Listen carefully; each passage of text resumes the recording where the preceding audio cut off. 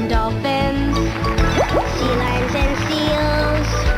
Learn about stingrays and all about eels. Florida residents, February is free annual pass month at Miami Seaquarium. Miami Seaquarium.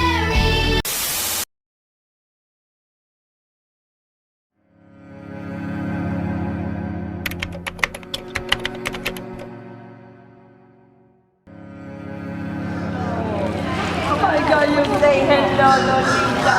Oh my God, you're such a cute girl.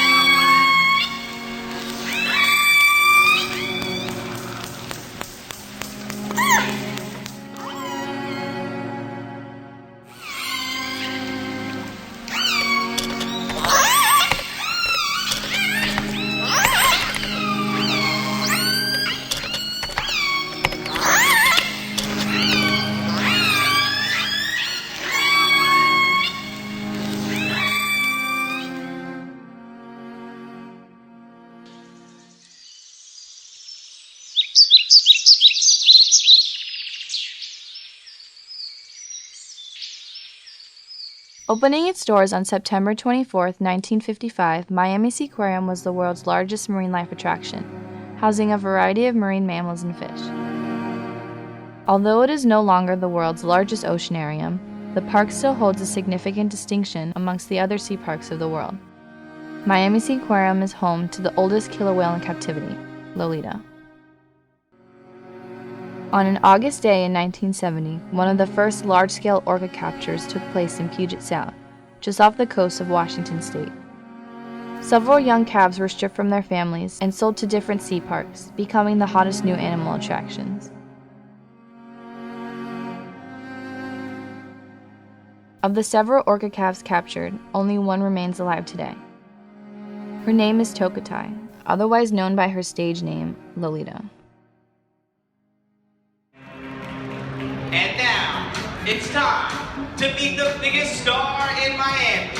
Ladies and gentlemen, get ready to meet the one, the only, Lolita, the killer whale. Lolita was sold to Miami Seaquarium for about $6,000 and arrived at the park on September 24, 1970, to serve as a playmate for Hugo, a male orca who was also from Lolita's southern resident orca clan.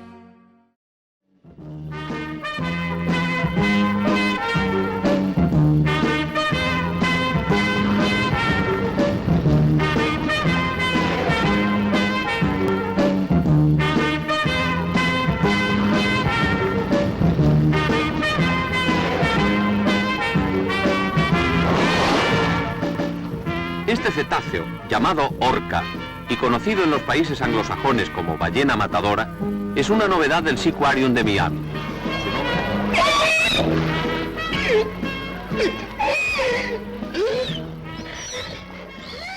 Though Lolita and Hugo were the park's #1 attraction, their popularity masked a sad reality. Upon delivery, Lolita and Hugo were kept separate, Hugo in the current manatee tank and Lolita about a few hundred yards away. He exhibited unusual stereotypic behaviors and also self-injurious behaviors. So another consequence of stress in captivity is that sometimes animals will take out their aggression and inhibition in very strange ways that result in personal injury. His final diagnosis, a brain aneurysm. However, marine experts believe he committed suicide after living in such wretched conditions. His body disposed in the Miami-Dade County dump. He had a history of bashing his head into walls and windows. Most likely that was a traumatic aneurysm.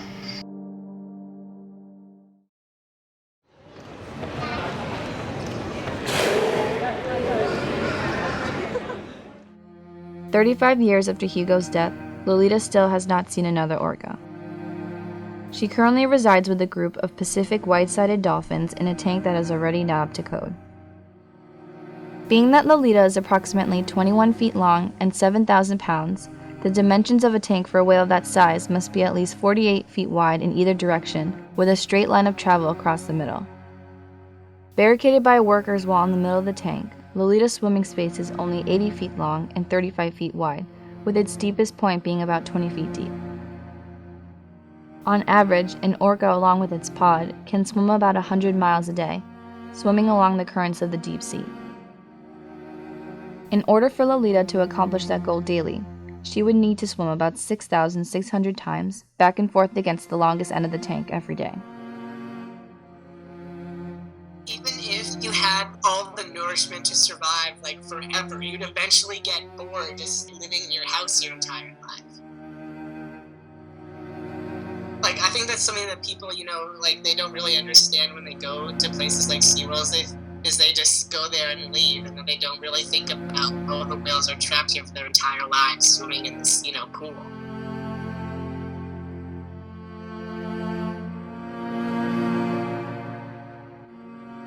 However, Lolita is not the only cetacean at Miami Seaquarium living in some of the worst marine mammal facilities in the nation. The dolphins currently living at the park display unusual behavior, a consequence of life in captivity. PETA just came across some footage of the dolphins. I think it was actually at the Miami Seaquarium, sort of banging their heads against the grate. But it's not uncommon in dolphins and in orcas to see them self-injurious behaviors, and that's a result of stress and captivity. Living 45 years in a concrete bathtub has taken its toll on Lolita.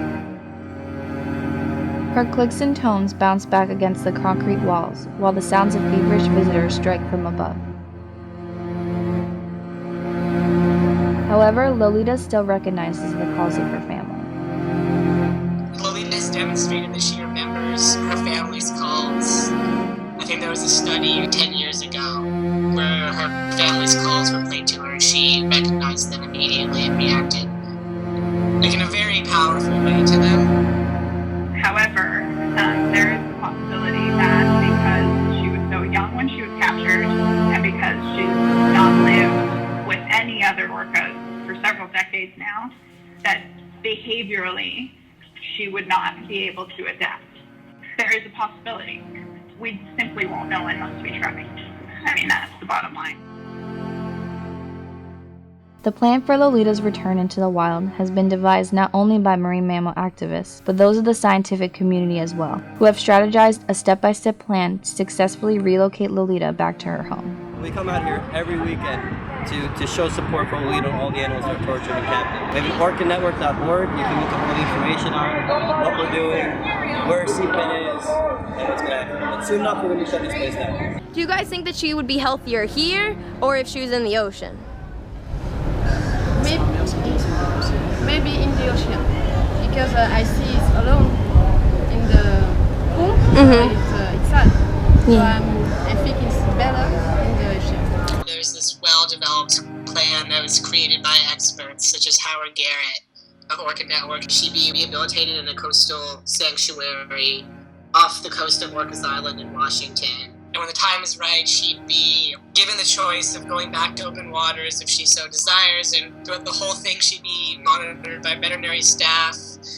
It's not 100% guaranteed that she'd be able to be released, but it's certainly a possibility. She'd at least be able to live out a much more normal life. She'd be able to feel the rhythms of the sea again. She would be able to interact with other sea life. She would potentially be able to communicate with her pod.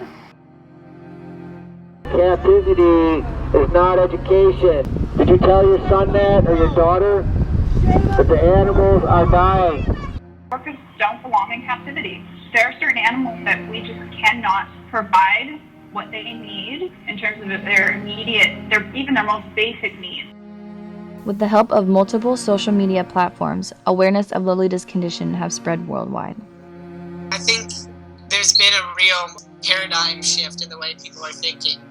Especially after Blackfish came out, a lot more people have become aware, and it's become more mainstream to talk about this kind of stuff. The documentary Blackfish. The controversial documentary Blackfish. A new documentary exposing the darker side of the theme park is making waves of its own. Now, SeaWorld has fought back against the documentary, writing to 50 movie critics around the country, blasting what it describes as egregious and untrue allegations. No living creature should experience the mistreatment lived daily by captive orcas such as Lolita. And with social support, actions are currently being made to end their mistreatment. Well, I think it's important for people to recognize that that cetaceans, dolphins, and other whales have feelings, and that captivity places them under like immense stress.